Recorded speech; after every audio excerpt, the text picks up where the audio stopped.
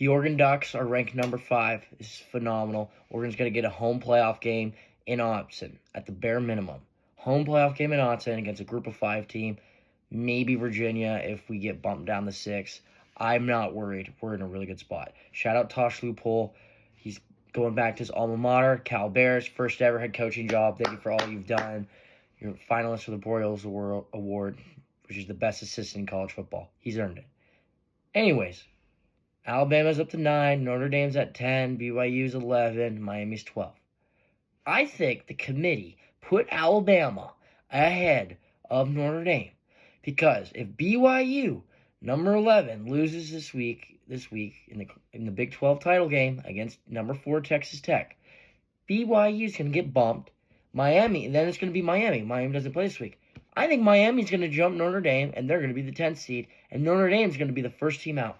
That's my theory. But they need Texas Tech to win. So if you're a Miami fan, you better be cheering for Texas Tech. BYU, if you lose, I don't think you're not getting in.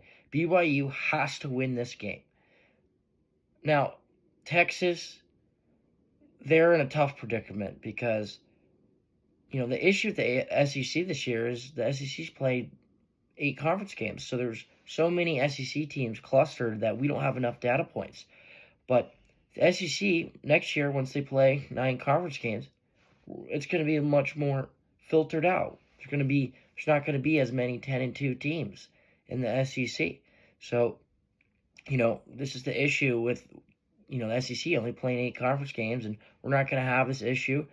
I think the playoff rankings, the committee has it right. All they need to do is, the only thing that they don't have right is Miami needs to be ahead of Notre Dame, and then we're good. But I think other than that, the committee has the rankings correct. And, Texas sucks to suck. You can't go 9-3 and complain all you want. But also, Texas A&M, they have played the worst teams in the SEC all year. It's an utter joke, and it's because they play 8 conference games. If they played 9 conference games, we wouldn't have this issue. And next year, we're not going to have this issue.